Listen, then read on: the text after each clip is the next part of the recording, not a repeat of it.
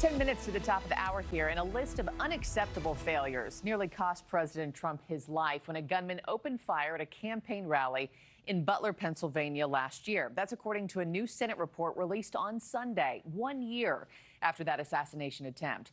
That report does not offer, though, any new insight on 20-year-old Thomas Crooks's motivations that day, which still remain unclear this morning. But it does detail a, quote, disturbing pattern of communication failures and negligence by the Secret Service. NewsNation's Ryan Bass has more on those failures for us this morning.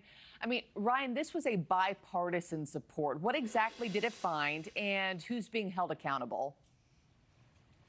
Yeah, they certainly didn't hold back here, Markie. And the Senate report calls this one of the worst failures in Secret Service history. And there is one key finding at the center of this report: an agent who apparently got some critical information 25 minutes before that shooting occurred, but according to this report, never passed that information on. Now, as you mentioned, these findings came out exactly 1 year from when that assassination attempt came on the president's life. It found that the Secret Service made a cascade of preventable failures at that campaign rally in Butler, Pennsylvania, where a gunman opened fire from a rooftop, grazing Trump's ear, killing a bystander and injuring others. The shooter, Thomas Crooks, was ultimately taken down by a Secret Service sniper. Now, the report says the Secret Service failed on multiple levels here, blowing off security requests, mishandling credible intel, and putting inexperienced agents in key positions. The report says that Trump's detail made 10 separate requests for extra security ahead of that rally. All of them were either denied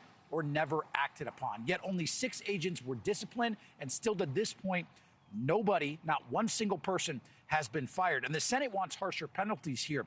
It is worth pointing out the agent that I mentioned that's at the center of this entire report was not among those disciplined, and despite giving conflicting testimony, claimed that he never knew about any rooftop threat and did not communicate with local law enforcement on the ground on that day back on July 13th, 1 year ago. And the Senate report makes it very clear, Markie, saying that that breakdown in communication was ultimately one of the biggest reasons that this attack was not stopped.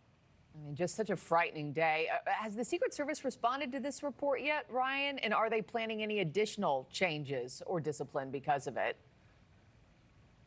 Yeah, Markie, the Secret Service actually sent out a statement yesterday after this report officially was released, with the director saying the agency will continue to cooperate with the committee as it seeks to make changes here. Now, in a statement, the agency's director said this: "We are committed to implementing all recommendations and have already made substantial progress on several of them." Following the events of July 13th, the Secret Service took a serious look at our operations and implemented substantive reforms to address the failures that occurred that day. That was Director Sean Curran, who sent that out in a statement. Now, since the attack, the Secret Service says that it has overhauled communications, it has launched a new airspace security division, and it has brought in hundreds of new agents as well.